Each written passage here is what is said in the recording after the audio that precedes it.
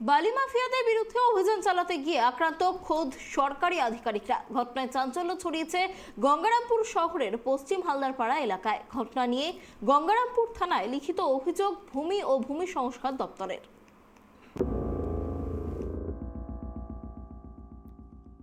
প্রসঙ্গত, বেশ কিছুদিন ধরেই গঙ্গারামপুরের পুনর্ভবা নদীর বানগর ও নারায়ণপুরে এলাকা থেকে দেদারে বালি তুলে পাচার করছিল বালি মাফিয়ারা। পাশাপাশি বালি মাফিয়াদের দৌরাত্ম্য রুখতে শনিবার গঙ্গারামপুরের পশ্চিম হালদারপাড়া এলাকায় অভিযান চালাতে যায় ভূমি ও ভূমি সংস্কার দপ্তরের আধিকারিকরা।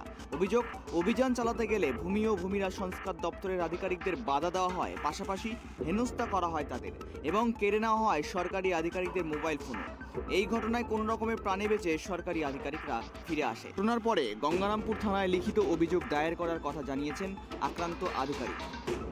ফিক্সড ছিল যে আমরা আমাদের নির্দিষ্ট যে গঙ্গারামপুর ব্লকের জুডিশন, সেই জুডিশনের মধ্যে আমাদের রেড করার কথা ছিল। সেখানে বালির গাড়ি এবং মাটির গাড়ি অবৈধভাবে যে সমস্ত খনন হচ্ছে সেগুলোকে ধরার জন্য। তো এই মোতাবেক আমরা বেরিয়ে যাই আমাদের অফিসের গাড়ি নিয়েই, এবং আমাদের সঙ্গে আমার স্টাফ থাকে 3 জন। ইনি হচ্ছেন অমল সরকার, হায়দার আলী রেভিনিউ ইন্সপেক্টর এবং কুশল। এই 3 জনকে নিয়ে আমরা যাই।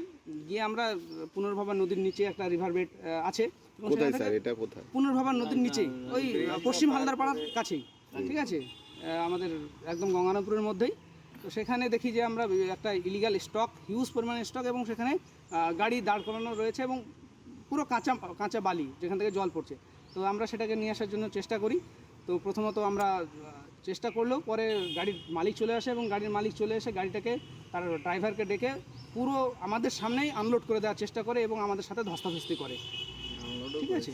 এবং গাড়িটাকে আনলোড করে নিয়ে লোকাল যারা তাদের পরিচিতি ছিল তাদের দ্বারা গাড়িটাকে তারা ভাগিয়ে নিয়ে চলে যায়। আমি ভিডিও করছিলাম, বলছিল এখানে কেন ভিডিও করা হচ্ছে। হ্যাঁ, আমি তো বললাম এখানে আমার অর্ডার আছে অফিস থেকে, আমার হচ্ছে এখানে কী হচ্ছে ইলিগাল কাজকর্ম চলছে সেগুলো সম্বন্ধে আমি বিস্তারিত ভিডিওতে তুলে ধরতে চাই।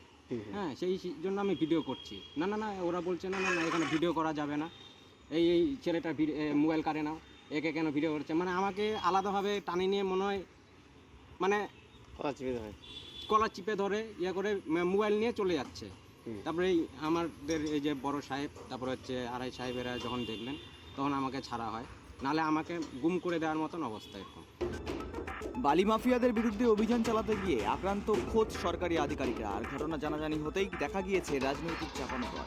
বিজেপির অভিযোগ, এই ঘটনার সাথে যুক্ত তৃণমূল কংগ্রেস, যদিও অভিযোগ অস্বীকার করে তৃণমূল। ঘটনা যে আমরা গত 9 তারিখে গঙ্গারামপুর থানায় ডেপুটেশন এবং বিক্ষোভ প্রদর্শন করেছি।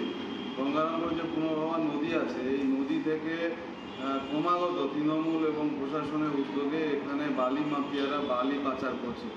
এতে আগামীতে আপনারা জানেন যে নদী ভাঙনের সম্ভাবনা প্রবল, এবং এই 2017 সালে ভয়াবহ বন্যাতে গঙ্গারামপুরের প্রচুর ক্ষতি হয়েছে। গত বছরও বন্যাতে ক্ষতি হয়েছে।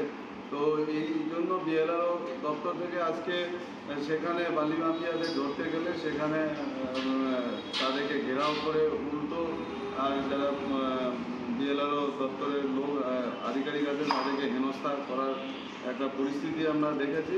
আমরা এই ঘটনার ধিক্কার জানাই। দিন দিন বেড়ে চলেছে বালি মাফিয়াদের দৌরাত্ম্য, আর অবাধে চলছে অবৈধ বালি পাচার। কিন্তু প্রশ্নের বিষয়, সরকারি আধিকারিকেরা যখন অভিযান চালাতে গিয়ে আক্রান্ত হচ্ছে, সেখানে সাধারণ মানুষের প্রতিবাদ করলে তাদের নিরাপত্তা কোথায়? যদিও গঙ্গারামপুর থানায় লিখিত অভিযোগ দায়ের করার কথা জানিয়েছেন আক্রান্ত সরকারি আধিকারিকরা। এখন দেখার বিষয়, এই বালি মাফিয়াদের বিরুদ্ধে স্থানীয় পুলিশ ও প্রশাসন কি কঠোর ব্যবস্থা গ্রহণ করেন। বালুরঘাট থেকে সন্তু দাসের রিপোর্ট, ট্রাইব টিভি বাংলা।